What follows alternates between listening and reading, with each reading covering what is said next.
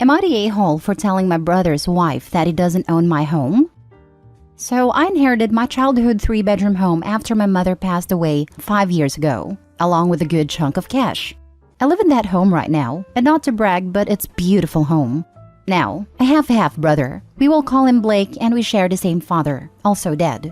Blake is a deadbeat. Can't keep a job, jumps from relationship to relationship, make excuses, and blame everyone else for his problems. Just really not a good guy.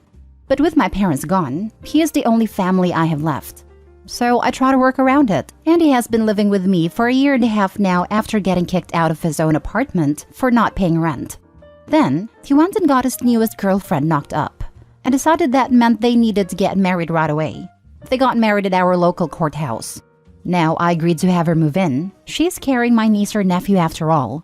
It's been 3 months since they got married, and she moved in, and she'd been rude, demanding, and just outright the worst the whole time.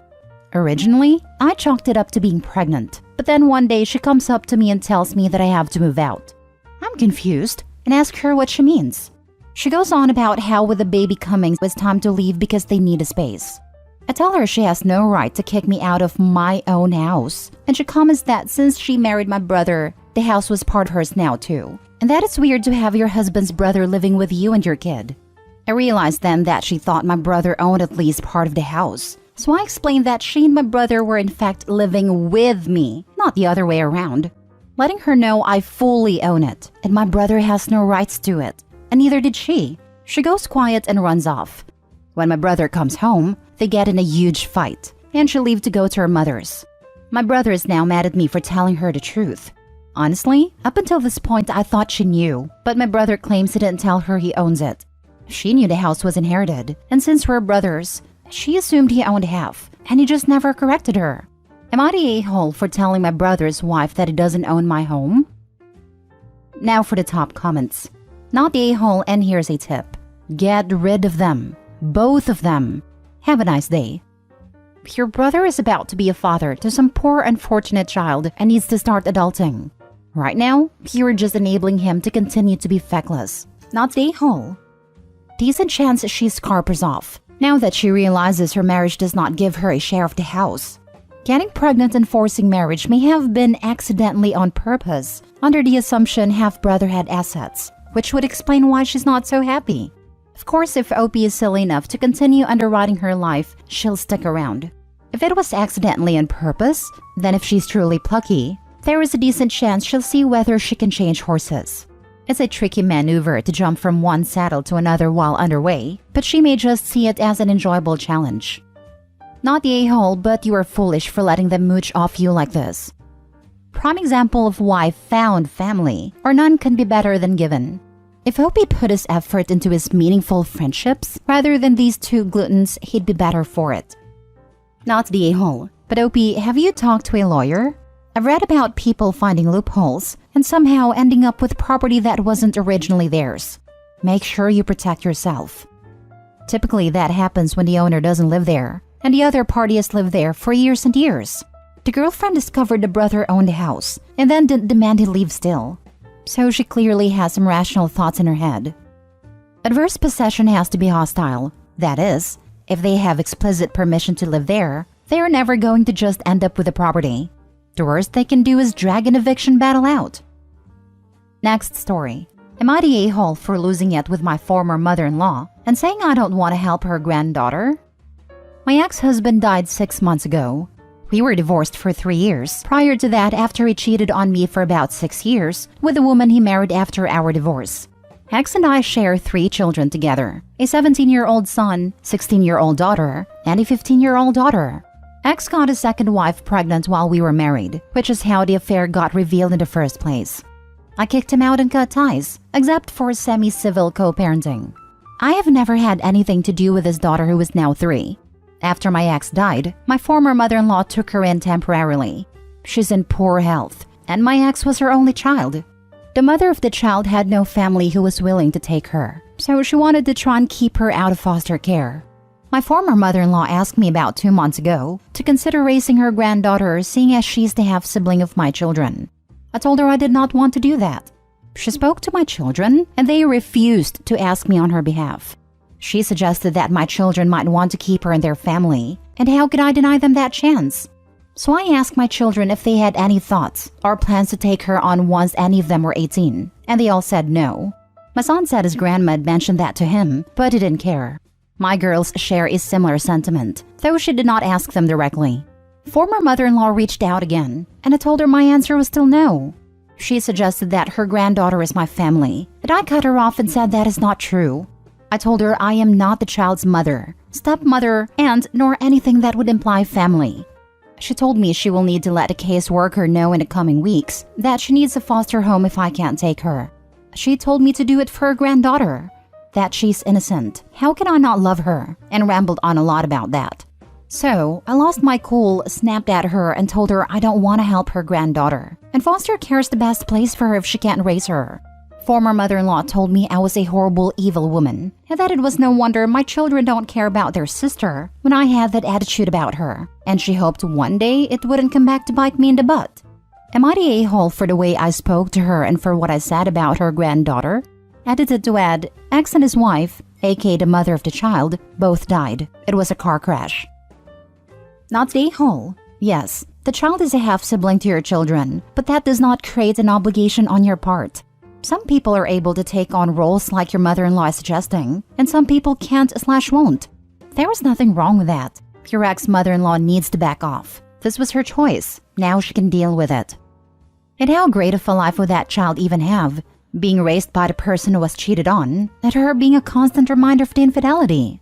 Seems kinder to give her a clean slate with a new family that can love her without baggage. To clarify, the clean slate would be the foster family not seeing the daughter as the product of an affair. Unfortunately, I don't think there are many outcomes where she doesn't go through trauma.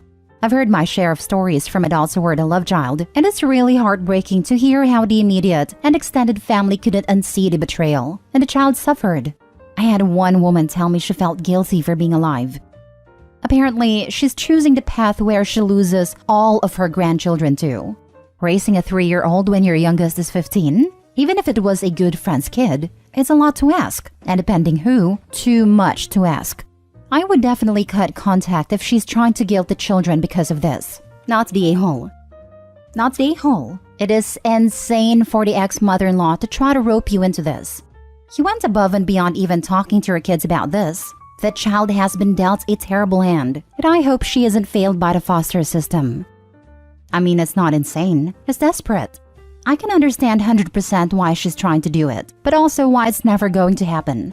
Everyone has been dealt a crappy hand here, and it's obviously gotten to an inevitable and pleasant conclusion. She's lashed out, which she obviously shouldn't, but the whole thing is just sad. No a-holes here, just a terrible situation that pushed people too far. No a-holes here. You are completely within your rights to say no, and I don't blame you. At the same time, I cannot fault a grieving mother for fighting tooth and nail to try to protect her grandchild from being mistreated in the foster care system. This is an awful situation all around. Next story. Am I the a-hole for liquidating my daughter's college fund to keep our dream house? I, 50 female, lost my husband 4 years ago. I also have a 16-year-old daughter. My late husband left me everything and told me to trust his lawyer.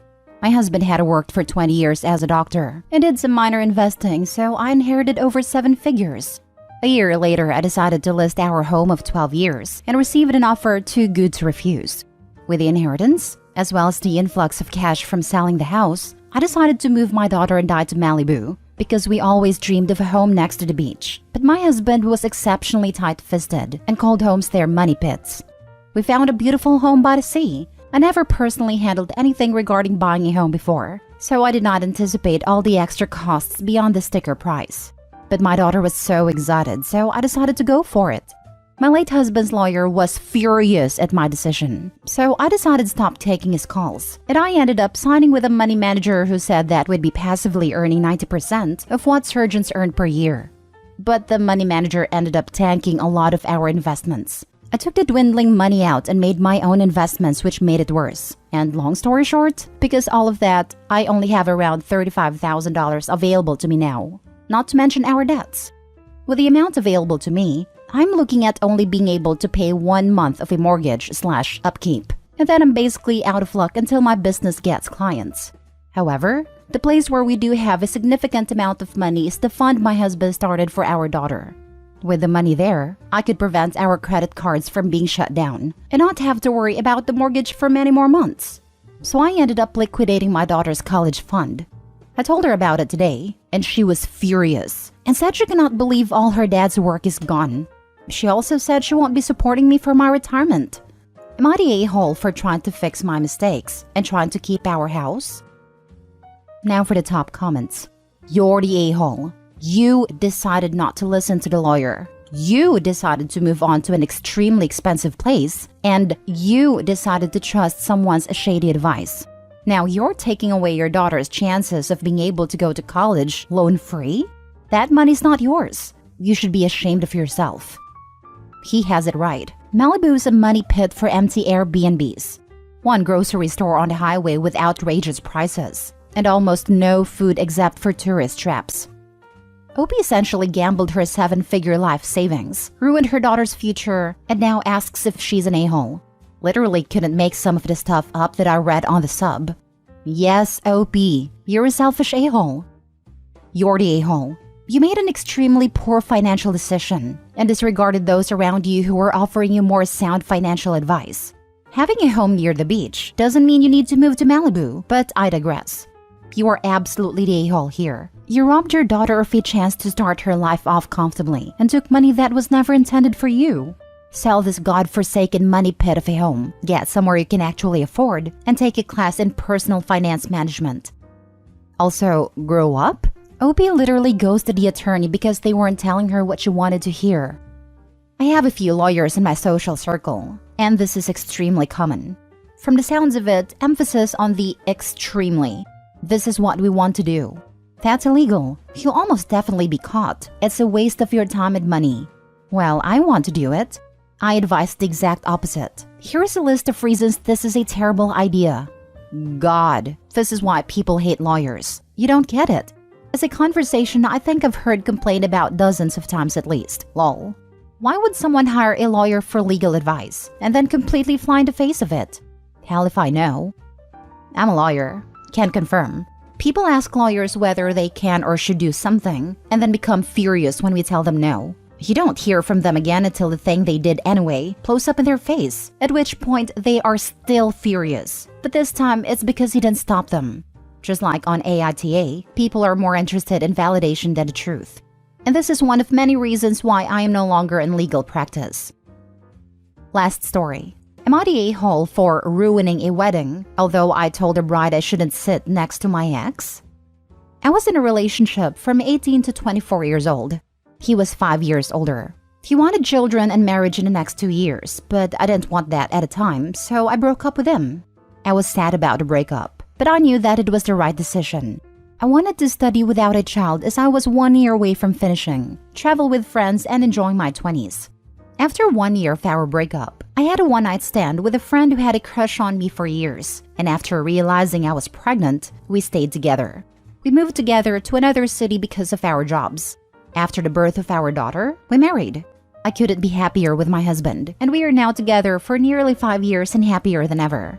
I didn't know if my ex knows that I became a mother, and since I moved away while being pregnant, I missed a lot of birthdays of our mutual friends, and he didn't follow me on social media. Now was the wedding from one of our mutual friends, and I was happy about the invite. But then I got a message from another one of our friends who told me that nobody told my ex that I became a mother and married, and that he didn't seriously date anybody else after the breakup.